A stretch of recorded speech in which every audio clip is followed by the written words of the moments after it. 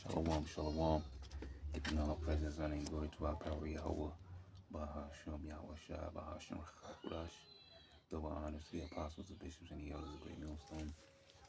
Peace and blessings to the whole for elect of the tabernacles of David, scattered throughout the four corners of the earth, wherever you may be, and wherever you may be. To you I say shalom, shalom, shalom. All right, this is going to be super short.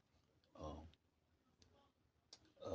Basically, for the small clip that I saw here. Which is why I titled it The Wedge. I'm going to title it The Wedge because we talk about the wedge when we speak about America, Babylon the Great, the West, and its allies, all right, speaking mainly of NATO, okay? Now, before I get into this, real quick, there's also one thing where he spoke about probably three different things in that clip. One at the very end, we're not going to get into about Iran and so on and so forth. But before that, he spoke about briefly where he says that oh, we don't need the Strait of Hormuz. We don't use the Strait of Hormuz. Well, that raises questions because if y'all don't use the Strait of Hormuz, speaking about America, okay, if you don't use the Strait of Hormuz, then that leads to two things that come up. All right. So the first question is, if you don't use the Strait of Hormuz because you have your own oil, as you said, plus you have more even than you had before because you took Venezuela's oil, then why are gas prices being affected here? And why are farmers protesting? Why can't farmers get the fertilizer that they need to produce their harvest if the Strait of Hormuz you don't use and it doesn't affect you? Why is there a block on a block if it doesn't affect you? See, it's because it does, which also leads to what the other thing, which is not really a question, but the other thing that goes to show you that it was strategically done that way. All right, Hormuz, the elites probably knew what was going to be the effect on America, and then you have now a block on the block, because America's putting a block on Iran's block. So that does what? That means that it's prolonging and stretching out, all right, the pressure that they're attempting to put on the American people.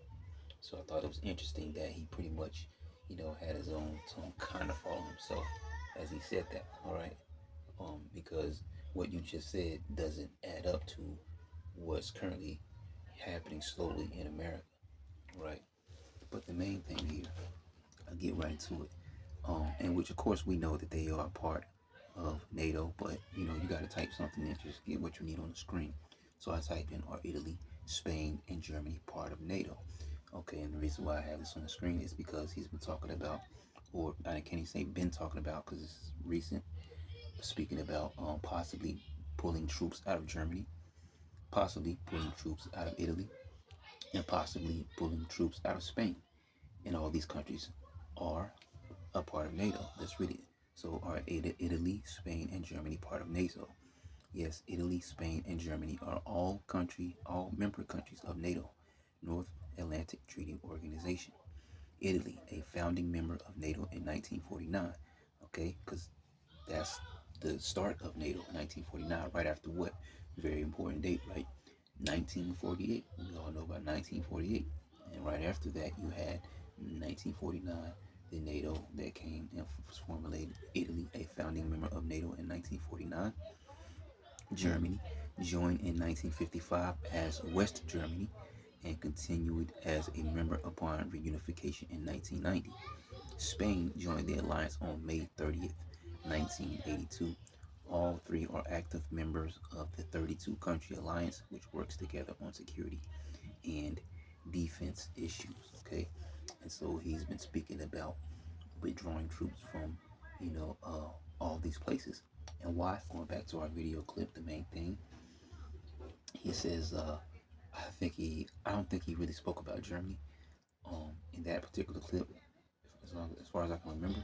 But I know I think he said Italy has not been much help and Spain has been terrible, or one of the vice versa might have been, the other way around. But he's, once again, as he's been doing in time past, even from his first, time as president, okay, he has been speaking against his allies and over, because this is the spirit that Yahweh Basham Yahweh Shai has in me, to constantly speak against his allies, because this all leads up to a particular prophecy being fulfilled. As a matter of fact, let's go and get the scriptures. Like I said, it's something very, very quick. Okay, because we know that he's going to need these individuals in, World War III. So Obadiah 1:7. All right, all the men of thy confederacy have brought thee even to the border. The men that were at peace with thee have deceived thee, your allies, your friends, so called. Okay, mainly we talk about who right now, the NATO, and prevailed against thee. They that eat thy bread have laid a wound under thee. There is none understanding in him. See, they that eat thy bread have laid a wound under thee. The NLT says all your allies will turn against you. They will help to chase you from your land. See, they will promise you peace while plotting to deceive you and destroy you. And just like when they said, we're willing to help with the Strait of Hormuz, but only after the situation dies down. Okay, now that's to a smaller extent, but I mean, they said it. They will, in fact, he told them to go get their own oil, and they have some kind of coalition that they're supposed to be bringing together amongst themselves to try to open the Strait of Hormuz, but that's not working out too well. So it says they will promise you peace while plotting to deceive and destroy you. Your trusted friends will set traps for you, and you won't even know about it. All right, because everybody knows that they can't trust America. All right, doesn't matter if they're allies or not. Everyone knows that they cannot trust Babylon the Great, and there's going to be some. However the Lord plays this out, it's going to happen. But however it happens, they will, fully turn on Babylon the Great in the midst of this war. Okay, and we're going to read it right here. We'll start at 15. And he said unto me, the waters which thou sawest, where the horse sitteth, the horse talking about America, are peoples and multitudes and nations and tongues, all right, sitting at the power seat of the earth. Okay, and the 10 horns which thou sawest upon the beast, these shall hate the whore. All right, the vassal states. Okay, it says, and shall make her desolate and naked, and shall eat her flesh, and burn her with fire. Destruction by the nuclear missiles of World War III. So there's going to be something that happens where they're going to turn against her and shoot the missiles on her and destroy her. All right. For the Most High had put it in their hearts to fulfill His will and to agree, because that they're vassal states, right, and give their kingdom unto the beast until the words of the Most High shall be fulfilled, because they make up part of the beast system. Okay, they make up part of this system, but the system is going to fail America. All right, its own system is going to fail it by turning against it and destroying it with the other countries, mainly pretty much backed up by Russia. Okay, so I thought it was interesting there, because we keep constantly watching different things, and as we always call it, the wedge, because that's what it is a wedge that's constantly been driven between America and its allies, and it's mostly coming from the mouth of number 47. All right, but that's a spirit that the Lord has in in order to fulfill prophecy. But I'm going to leave it at that. Lord willing, you will edify to next thing Yahshua I'm going to say. You talked about possibly pulling out some troops of Germany. Would you be considering the same thing for Spain and Italy? I mean, they haven't been exactly on board. Yeah, probably. Yeah, I probably will. Why should I? Look, why shouldn't I? Italy has not been of any help to us. And Spain has been horrible. Absolutely horrible. It's NATO. It's not even the fact that they're bad. It's one thing if they said nicely, or if they said, okay, we'll help, but the help's a little slow. But the level, and we helped them with Ukraine. They made a mess out of Ukraine, a total mess. And we helped them with Ukraine. Ukraine has nothing to do, we're an ocean apart. It has to do with them. It's like for them, it's their front door. We help them.